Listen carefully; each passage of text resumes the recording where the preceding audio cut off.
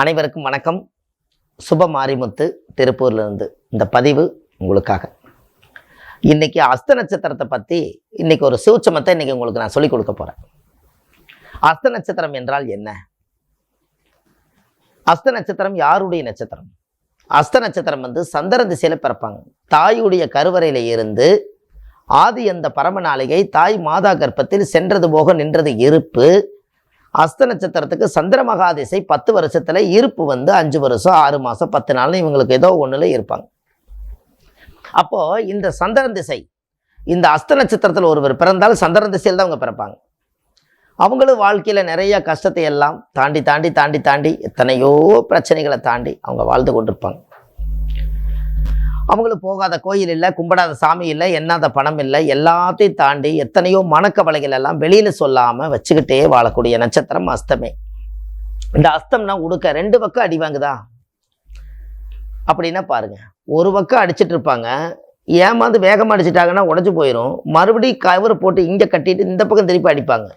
அப்படின்னா அஸ்தம் பாருங்க, உடுக்க 2 பக்கம் அடி வாங்குதா அப்படின்னா பாருங்க. அதை கைத்தாளம்னு சொல்லிட்டு இதுவும் அடிக்குது இதுவும் அடிக்குது, 2 அடி வாங்குதில்ல, அதை கைத்தாளம். ஜாலரை அடிக்கும்போது பாருங்க, ஒன்று தனிமரம் தோப்பாகாது, ஒன்னோட சேர்ந்தா தான் அடிக்கும். அப்போ இந்த அஸ்த நட்சத்திரக்காரர்களுக்கு மட்டும் வாழ்க்கையில் எல்லா விஷயத்தையுமே கடந்து இடமுட்டு இடம் மாறி போய் தான் அவங்க வாழ்க்கையில் முன்னுக்கு வருவாங்க. பிறந்த இடத்துல அவங்க இருந்தால் வாழ்க்கையில் முன்னேற மாட்டாங்க. பிறப்பு நட்சத்திரமே அஸ்தமா இருந்து பிறப்பிடத்துல இருந்து அக்கட்ட போயிடணும். அப்போ அந்த அஸ்த நட்சத்திரத்துக்கு வாழ்க்கையில இனிமேலாவது அவங்க நல்லா இருக்கணும் அப்படின்னா எந்த நட்சத்திரக்காரர்களை பிடித்தால் அவங்களுடைய வாழ்க்கை முன்னேற்றத்துக்கு போகும் அப்படின்னு இந்த பதிவில் நீங்க கொடுக்க போறேன். அப்போ உங்களுடைய வாழ்க்கையில எத்தனையோ கஷ்டங்களையும் துன்பங்களையும் துயரங்களையும் எல்லாத்தையும் நீங்க தாண்டி இன்னைக்கு ஒரு நல்ல நிலைமையில வர்றதுக்கு அவங்களுக்கு 40 வயசுக்கு மேல, 42 வயசு 45 வயசுக்கு மேலதான் அஸ்த நட்சத்திரக்காரர்களுக்கு நிம்மதியா வரும். அது வரைக்கும் எல்லா கஷ்டத்தையும் அவங்க கிட்ட கேட்டு பாருங்க, முக்காடு போட்டு அழுவாங்க. அவங்களுடைய நடைகள் எல்லாம் குறைச்சு கொஞ்சம் அமைதியா இருந்து அவங்க வாழ்க்கையில நல்லா இருக்கணும். அப்போ இந்த அஸ்த நட்சத்திரக்காரர்களுக்கு எந்த நட்சத்திரக்கார பிடிச்சா நல்லா இருக்குன்னு தெரியுமா? கேட்ட நட்சத்திரத்துல பிறந்திருக்கிறவங்க தான் அனுச நட்சத்திரம், அதாவது அஸ்த நட்சத்திரக்காரர்களுக்கு யோகம். அஸ்த நட்சத்திரத்துல பிறந்திருக்கிறவங்களுக்கு கேட்ட நட்சத்திரம்.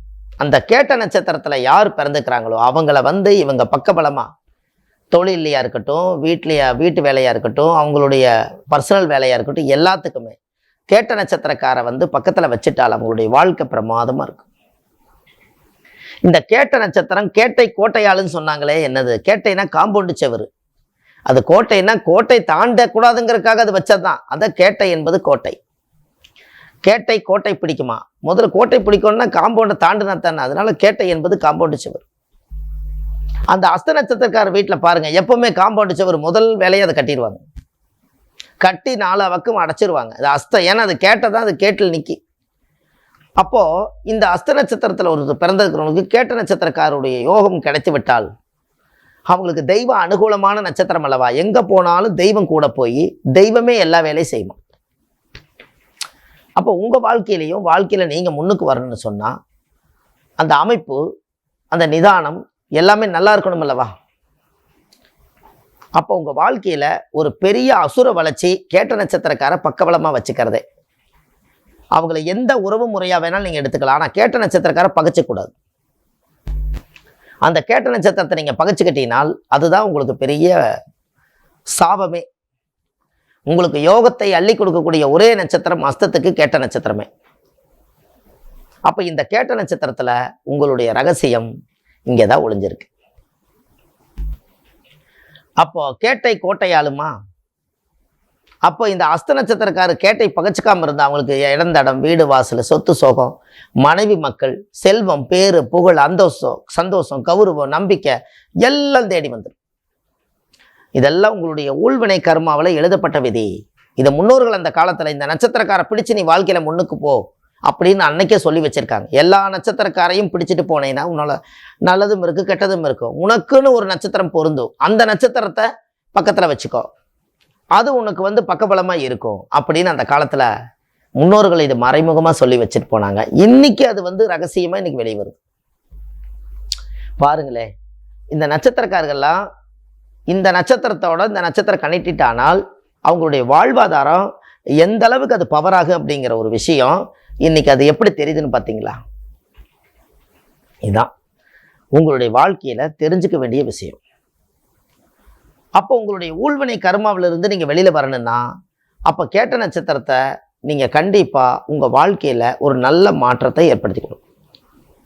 ஒரு மானுடைய ஒரு படத்தையும் கூட, கேட்டை என்பது மான், அந்த மானுடைய படத்தையும் கூட நீங்க வீட்டில் வைக்கலாம். எல்லாமே உங்களுக்கு அது பொருந்தும். அப்போ அந்த தெய்வ அனுகூலமான நட்சத்திரத்தை என்னைக்கும் தெய்வமா நீங்க பார்க்க வரைக்கும் உங்க வாழ்க்கை நல்லா இருக்கும். அப்ப இதுல இருந்து ஒரு மாற்றத்தை வந்து உங்களுக்கு ஏற்படுத்தி கொடுத்துரும். அப்ப இந்த நட்சத்திரக்கார அதிர்ஷ்ட நட்சத்திரம், இவங்களை எப்பவுமே அவங்கள கேட்டு ஒரு ஆலோசனை செய்யுங்க. ஒரு ஆலோசனை எதுவாக இருந்தாலும் கொடுங்க. உங்க வாழ்க்கையில ஒரு நல்ல நல்ல மாற்றங்களா ஏற்படும். இது எல்லாம் உங்களை சார்ந்த விஷயமே. இதுல இருந்து நீங்க எதுலையும் வெளியே வர வேண்டாம். எல்லாமே உங்களுக்குள்ளேயே அந்த சக்தி இருக்குது. உன் கை நம்பி உயர்ந்திட பாரு, உனக்கென எழுது ஒரு வரலாறு, உனக்குள்ளே சக்தி இருக்கு, அதை உசிப்பிட வழிப்பாரு அப்படின்னு அந்த முன்னோர்கள் அந்த காலத்து இந்த வார்த்தை கொடுத்ததுனால தான் இந்த உலகத்துக்கு இந்த வார்த்தை இன்னைக்கு வந்துச்சு வெளியில. அப்ப நம்ம கையை நம்பித்தான் வாழணும். அதனால தான் அஸ்தம் என்பது கைத்தாளன்னு சொன்னாங்க. ஒரு ஜார்ல அடிச்சாவது உன்னுடைய வாழ்க்கையில ஒரு ஓசை வெளியே கொண்டு வா, உன் திறமை வெளியே கொண்டு வான்னு சொன்னாங்க. இது எல்லாமே ஒரு அமைப்பு தான். அதனால அஸ்த நட்சத்திரம் உங்க வாழ்க்கையில ஒரு முழுமையான நட்சத்திரம். சந்திரன் திசையில பிறக்கும் போதே தாயுடி திசையில பிறந்து இந்த உலகத்துக்கு வந்தவங்க அவங்க. அதனால தாய்கிட்ட நீண்ட காலம் அவங்க வாழ முடியாது. அந்த உலகத்துக்கு வெளியில வந்துடுவாங்க. பகுதி காலம்தான், தாயோட அன்பெல்லாம் பகுதி காலம்தான். அதுக்கப்புறம் அவங்க வெளியே வந்துடுவாங்க. அதனால அந்த திசையில உங்களுக்கு ஒரு யோகம். அடிக்கடி நீங்க தயிர் சாதம் கொடுத்துக்கிட்டே வாங்க. தானம் பண்றது, சந்திரன்னா நெல்லுலேருந்து அரிசி தயிர் சாதம் பண்ணி ஒரு வெள்ளை நிறமா இருக்கிறதுனால உணவு எப்போ கொடுத்தீங்கனாலும் தயிர் சாதம் கொடுங்க. அது மிகப்பெரிய ஒரு சைவ உணவு. அவ்வளோதான். தயிர் சாதம் கர்ப்பிணி பெண்களுக்கு கொடுக்கறது ரொம்ப சிறப்பு. இந்த மாதிரி ரொம்ப காது கேளாதவங்களுக்கு, ஊனமுற்றவர்களுக்கு கொடுக்கறது ரொம்ப சிறப்பு. ஒருவேளை சாப்பாட்டுக்கே வழி இல்லாமல் இருக்கிறவங்களுக்கு கொண்டு போய் கொடுக்கறது ரொம்ப ரொம்ப சிறப்பு. இதெல்லாம் நீங்கள் செய்துட்டு வாங்க. கண்டிப்பாக இந்த அஸ்த நட்சத்திரத்துக்கு கேட்ட நட்சத்திரம் வாழ்க்கையில் மிகப்பெரிய வெற்றி நட்சத்திரமாக இருந்து உங்கள் வாழ்க்கை பாதைக்கு ஒரு உயர்வான யோகம் நடக்கும் என்று சொல்லி ஆன்லைன்லேயே நம்ம ஜாதகம் பார்க்குறோம். கீழே போயிட்டு இருக்கிற நம்பருக்கு நீங்கள் கால் பண்ணிங்கன்னா முன்பதிவு செய்துக்கலாம். அதுக்கப்புறம் நீங்கள் ஜாதகத்தை அனுப்பிச்சி வச்சிங்கன்னா இதெல்லாம் கண்டுபிடிச்சி உங்களுக்கு என்னென்ன நட்சத்திரங்கள் எல்லாம் பொருந்தும், நீங்கள் எப்படி வாழணும், உங்கள் ஜாதகத்தினுடைய பூர்வ ஜென்மத்தினுடைய கர்மா என்ன, நீங்கள் எதற்காக இந்த உலகத்தில் பிறந்தீங்க, எதை அடைய போகிறீங்க, எது இழக்க போகிறீங்க, இனிமேல் அதை தக்க வச்சுக்கிறதுக்கு என்ன வழி, இந்த ஜாதகத்தை ஒன்றி வாழ்ந்து இந்த காலத்தை நம்ம எப்போ இந்த பூமியில் முடிக்க போகிறோம், அது வரைக்கும் ஆன்லைன்லேயே உங்களுக்கு ஜாதகம் பார்த்து சொல்கிறோம். இந்த பதிவெல்லாம் கேட்டு அடுத்த பதிவில் உங்களை நான் சந்திக்கிறேன் என்று சொல்லி உங்களிடமிருந்து விடைபெறுகிறேன். அன்பான சுப மாரிமுத்து. நன்றி, வணக்கம்.